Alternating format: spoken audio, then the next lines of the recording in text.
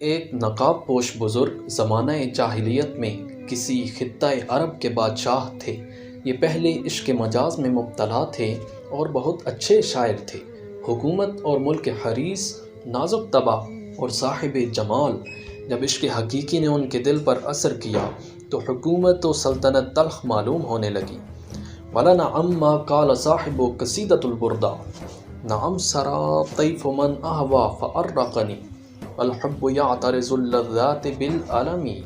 ہاں، مجھے رات کو جب اپنے محبوب کا خیال آ گیا تو رات بھر نیند نہیں آئی، اور بات یہ ہے کہ محبت تمام لذتوں کو رنج و غم سے تبدیل کر دیتی ہے۔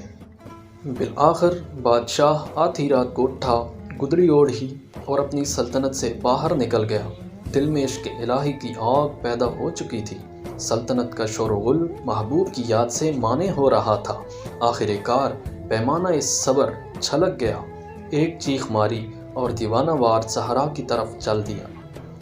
مارا جو ایک ہاتھ گریباں نہیں رہا، کھینچی جو ایک آہ تو زنداں نہیں رہا۔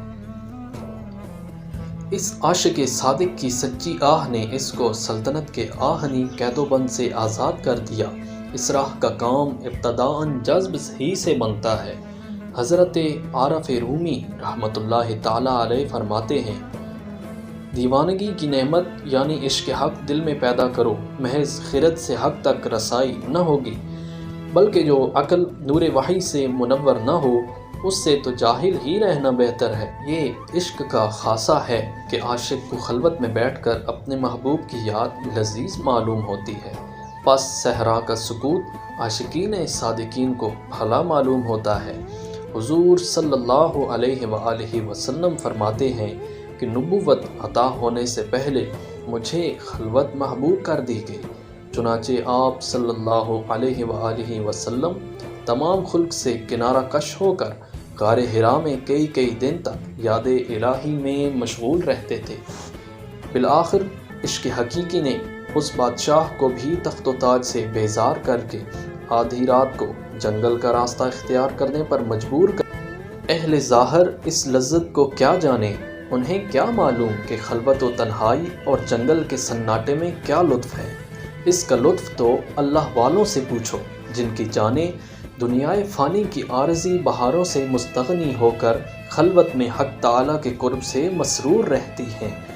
یہ وہ خلوت ہے کہ لاکھوں جلوتیں اس پر قربان ہوں، یعنی معیت ہے اس محبوب حقیقی کی جو ان کی تنہائیوں کو پربہار کرتی ہے۔ ایک بزرگ مولانا محمد احمد صاحب رحمۃ اللہ علیہ فرماتے ہیں، معیشت گر نہ ہو تیری تو گھبراؤں گلستاں میں، رہے تو ساتھ تو صحرا میں گلشن کا مزہ پاؤں۔ اور صحرا کے سکوت سے انہیں پیام دوست ملتا ہے،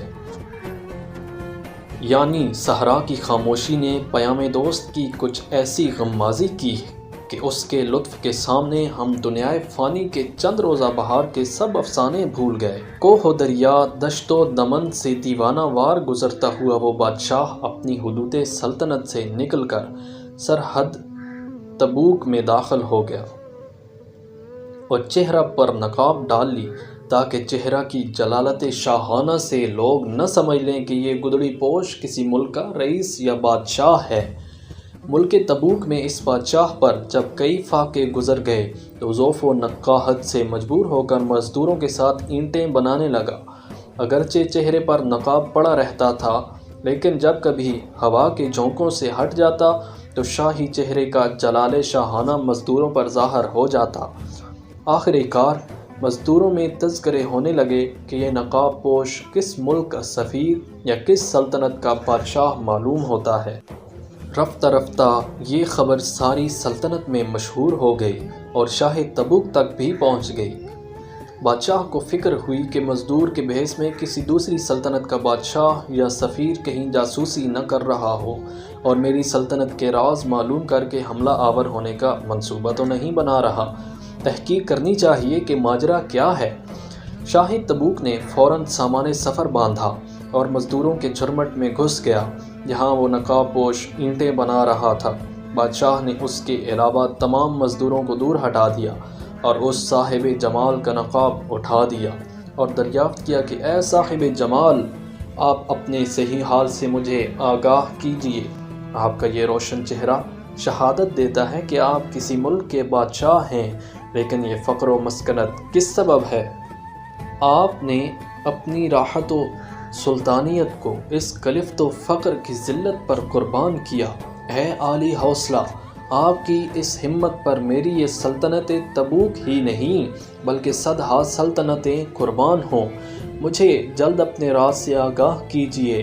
اگر آپ میرے پاس مہمان رہیں تو میری خوش نصیبی ہوگی، اور آپ کے قرب سے میری جان بوجہ خوشی 100 جان کے برابر ہو جائے گی۔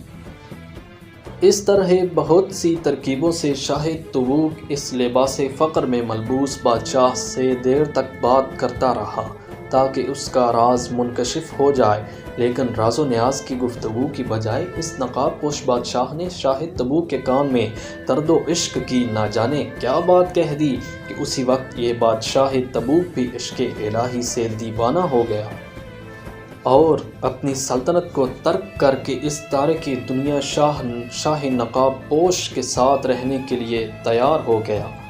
آدھی رات کو یہ دونوں بادشاہ اس ملک سے نکل کر کسی اور سلطنت میں چل دیے تاکہ خلقت پریشان نہ کرے اور فراغ قلب سے محبوب حقیقی کی یاد میں مشغولی نصیب ہو۔